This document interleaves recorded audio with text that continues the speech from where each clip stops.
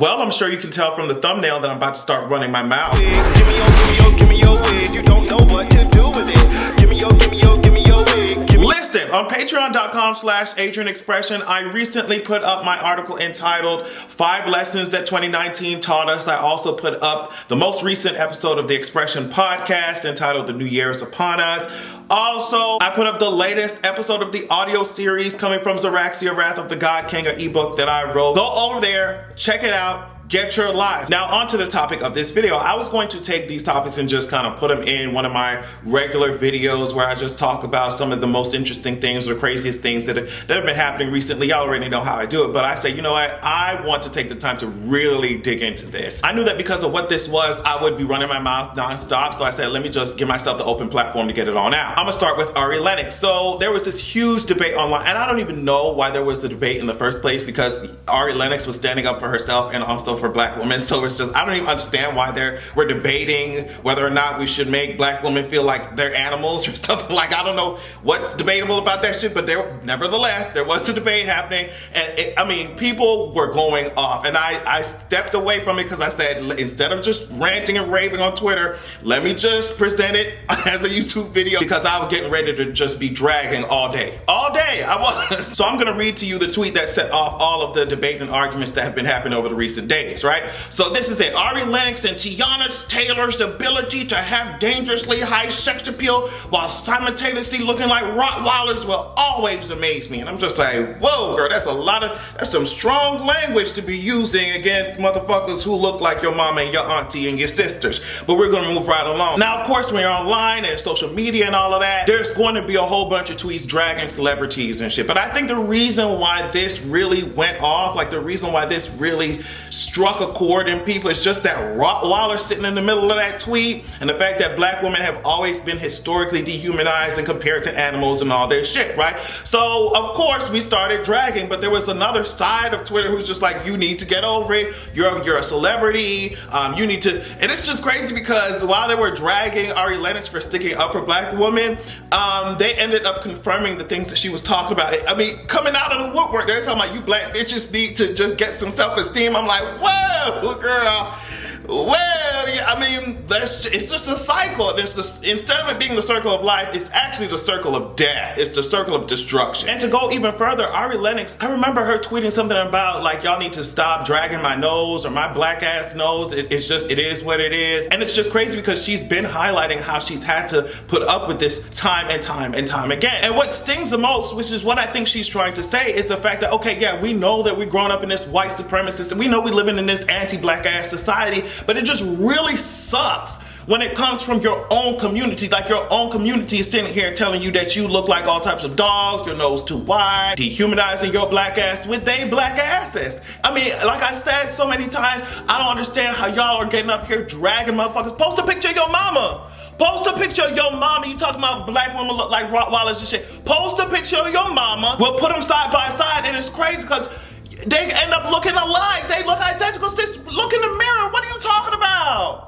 And it's like the very same black features that our black asses are out here dragging and try. Oh, bitch, you need to get plastic surgery. I need to get on that one next. I'm gonna talk about that one next. The same features we out here dragging and ridiculing are the same ones that, you know, culture vultures are out here copying and pasting C Control V onto their bodies. You know what I mean? And selling that shit right back to us. Ain't that the gag? Ain't that the guy? The very same qualities, characteristics, facial features, body structure, the same things that we are us as a community, where some of us are dragging the shit out of our fellow black people. Okay, the same characteristics and qualities. These non-black ass culture vultures will come out here, snatch that shit up, paste it onto their bodies and all their magazines and advertisements and reality TV shows, and sell that shit right back to us. Girl, I have to laugh. It is disgusting. Bitch, disgusting. So in one of the clips that and I'll see if I can include it in this video, but in one of the clips, because she was on live, one of the clips that kind of was making their rounds around Twitter. How people hate black people so much, how black people can sit up here and say that's not my problem. Or she does look like a Rottweiler, that's fine. That's fine. But and you want to talk about how, oh, people are so sensitive, they want us to cancel freedom of speech. Why is this your speech? Why are you so comfortable tearing down black women and no other race? Look around. When are Hispanic women ever compared to dogs? When do they do that? When do they do that to white women? When are white men doing that to white women? When are Hispanic men doing that to Hispanic women?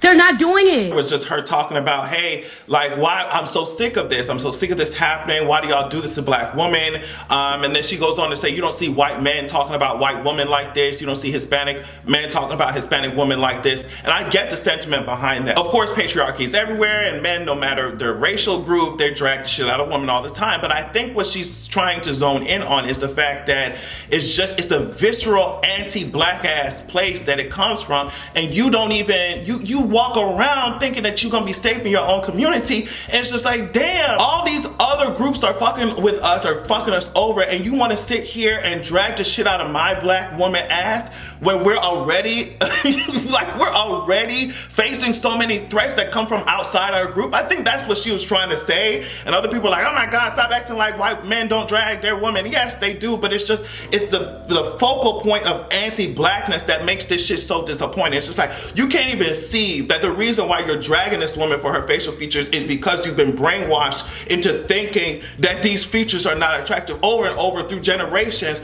People, you've been presented with Eurocentric ass beauty standards, and here you are regurgitating the lies that white supremacy told your ass. Recalibrate.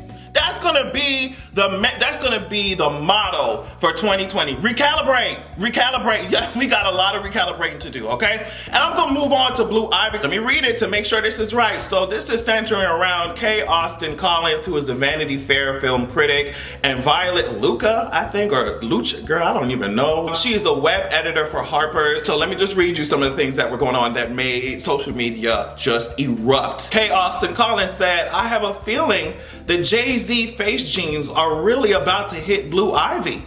And I feel so sorry for her. Now, Violet said, I mean, they were having a full-on conversation about this 7-year-old. Violet said they haven't already. She also said, or she'll just get plastic surgery at 16, a la Kylie Jenner, and we'll all have to pretend that she always looked that way. I can't allow myself to feel too sorry for the incredibly rich. Now, every single time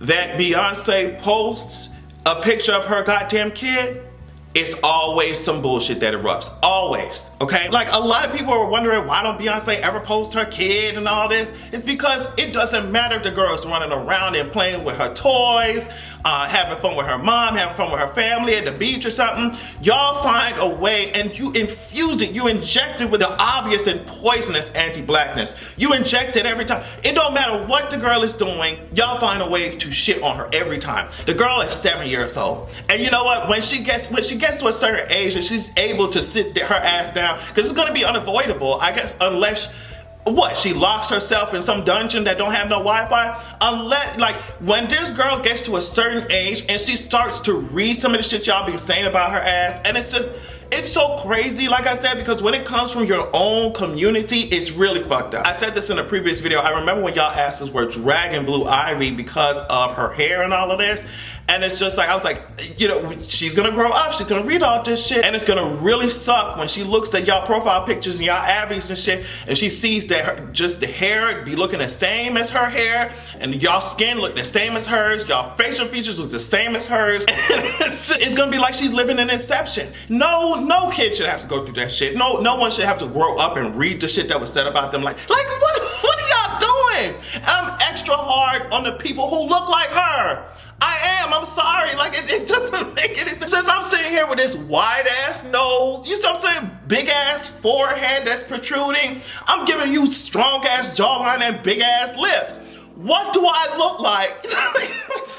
what do I look like? Time, oh girl, you gotta go get plastic surgery, girl. Ooh, her daddy jeans don't come. Like, what do I look like, girl? And for one of those journalists out there to be a whole ass black man, like, it's not adding up, boo-boo. It's like, I literally took sociology and communications in school so I could avoid as much math as possible, but sis, like, this shit it's not adding up. I don't care how you run the equation. But see, that's what anti-blackness will do to your mind. And a lot of people don't even understand how poisoned they are with that shit, because some of the things that they say, it's like instinctual. They can't even see a problem with that shit, because that's how it's just been embedded and ingrained into their minds over years and years and years. Because if you look at maybe a 7-year-old who's non-black, a 7-year-old who may be the son or the daughter of a celebrity who's white or just non-black, I wonder how many people would be as quick, as ready to talk about her getting plastic surgery, or him or her getting plastic surgery, whatever. A 7-year-old, I wonder how quick they would jump to that shit if it was anybody else who's non-black and did not have those features. It's just, I think it can kind of be linked to how black kids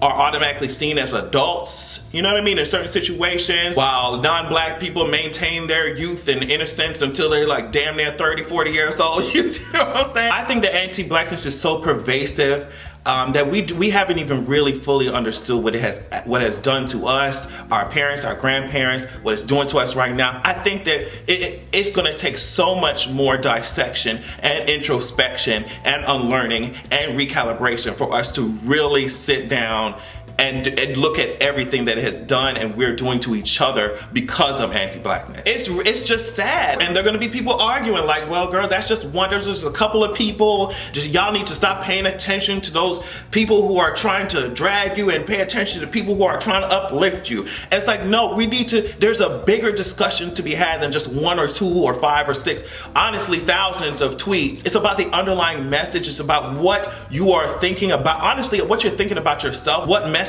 are you internalizing about blackness. And if you think that you can be out here dragging and making fun of people for their black features, and you think your self-image or self-perception is totally intact, I have some news for you, girl. It's such a huge world of propaganda and brainwashing that has to be undone. From, I mean, us believing stereotypes about ourselves and that informing how we interact with each other as black people, to us demeaning our own facial and body features and shit. That also will in turn dictate the types of things that we buy, whether it's bleaching cream or just anything that's advertised to us based off of Eurocentric standards, the types of media we watch, and because of that, how our politics will evolve, the lack of respect for ourselves, and then therefore a lack of respect for any other minority community, who we all centered around the lies that we're being told by white supremacy and how much we believe in it, how invested we are in that shit. We have to stop.